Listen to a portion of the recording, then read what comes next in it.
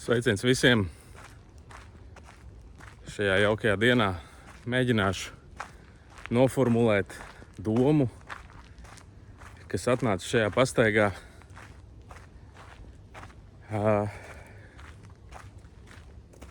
Kādreiz daudz ilgojos pēc miera, pēc kaut kādas vienotības absolūtas,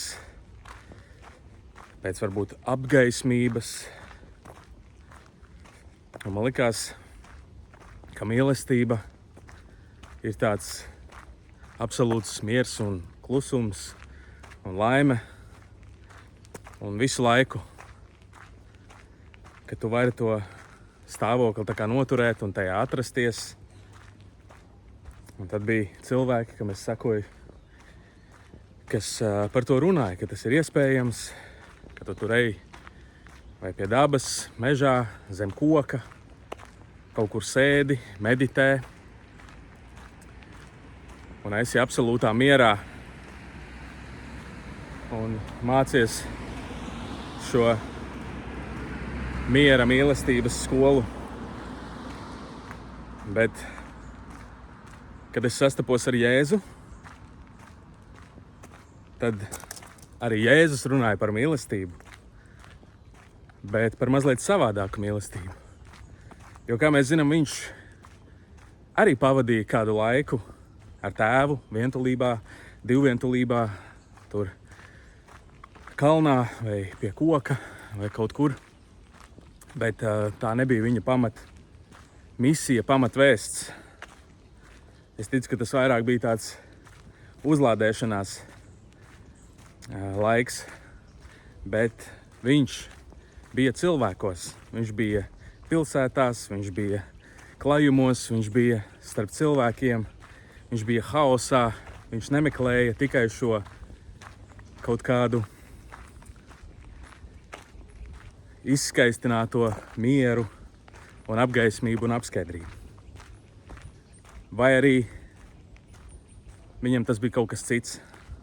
Viņš gāja cauri attiecībām. Šī mīlestība nebija pasīva, viņa nebija tāda individualistiska, kas mēģina apiet apkārt visām nērtībām.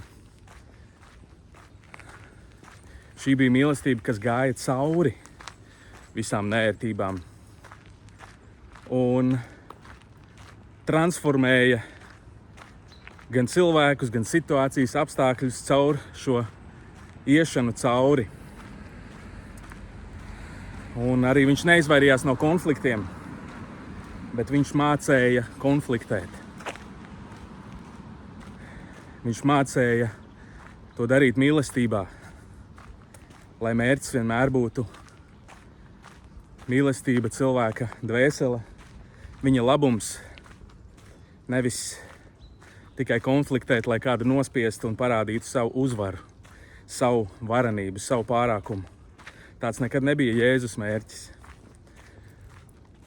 Un tāpēc es iemīlējos Jēzu un viņa mācībā, viņa ceļā, jo viņš nenoliedza šo miera pasauli, kur tu vari aiziet mežā, noiet nost no cilvēkiem un vienkārši pavadīt laiku klusumā, kas būtu šī lūkšana ar tēvu vai meditācija, kontemplācija, kā to sauc. Bet pie tā tas neapstājās. Jēzus neapstājās pie tā, kad svarīgs ir tikai manis paša miers, un jo mierīgāks tu esi, jo mīlošāks un tā tālāk.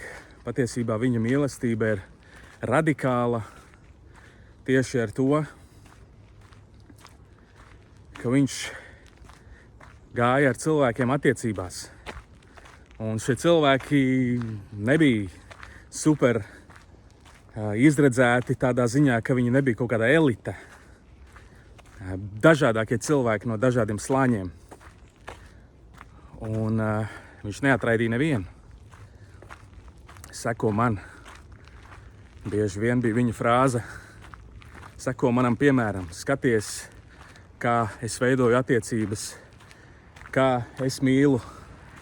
Tā kā mani tēvs mīl, tā es mīlu jūs. Un tas ir ļoti spēcīgi. Un man liekas, ka bieži vien mēs kā cilvēki esam ļoti impotenti mīlēt, kā Jēzus mīlēja, jo mums ir ideja par mīlestību, kas iet apkārt visiem konfliktiem, kas izvairās no visām neērtajām situācijām, kas grib palikt pozitīvi, kas grib darīt labu, bet tikko kā parādās potenciāls domstarpības, tu mēģini izvairīties. Kāpēc tas tā ir? No savas pieredzes bieži vien es to redzu kā impotenci konfliktēt ar mīlestību. Jo vairāk esmu starp cilvēkiem, gan draudzē, gan tagad arī laulībā, es redzu, ka konflikti ir dabiska attiecību sastāvdaļa. Tikai jautājums, kā mēs tos risinām.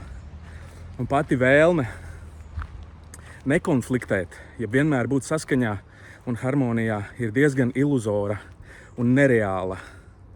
Tas noved cilvēks pie tā, ka viņi sāk izolēties, sāk veidot savus burbuļus.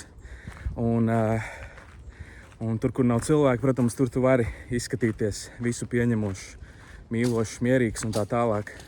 Bet tikko kā tevi ieliek situācijā ar cilvēkiem, kam ir citas domas, citas pārliecības, tā vai nu tu uzvelcies, dusmojies, apvainojies, gribi aiziet projām, vai gribi sist vai bļaut.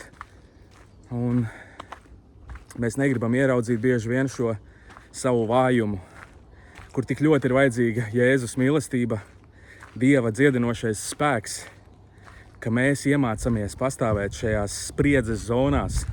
Paskaties, kas notiek pasaulē, kad cilvēki nemāk konfliktēt caur mīlestību. Paskaties uz kariem, paskaties uz nezinu, kaut vai tiem pašiem draudžu konfliktiem, vai jebkur, kur cilvēki mēģina kaut ko nonākt pie kaut kāda risinājuma, bet viņiem nav mīlestības. Ir divi varianti pa lielam, vai nu iznīcināt otru, vai nu izolēties. Un abi divi nav Jēzus ceļš.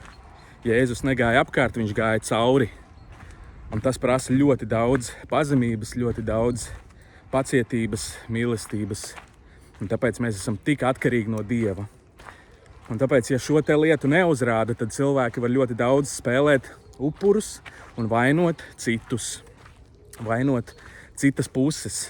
Bet reāli bieži vien, ko arī es redzu, problēma ir mana problēma, ka es nespēju tajā brīdī, kad es tieku kritizēts vai kad man kaut kas kaitina, ka es esmu tas, kas nespēja mīlošā veidā pateikt lietas un mēģināt rast kaut kādu kopēju risinājumu. Man ir tās divas galējības uzreiz. Vai nu uzbļaut, vai nu aiziet projām. Un citreiz ir vajadzīga vienkārši mīlestība, lai nokomunicētu mierā. Ko tad tu īsti vēlies? Kā mēs varam uzlabot šo situāciju? Bet, protams, tās bieži vien ir nērtas sarunas, nērti momenti, situācijas, no kurām mēs labāk izvairamies un spēlējam upurus. Ir jāmācās konfliktēt. Dievs aicina mūs uz attiecībām ar sevi. Un, ja mums ir domstarpības un aizspriedumi un aizvainojumi arī uz Dievu, arī tas mums ir jāliek priekšā. Un par to jārunā un jāspēj saņemt arī atbildes, kas nevienmēr ir ērtas. Un pēc tam jau arī ar cilvēkiem ir šis trešais ceļš.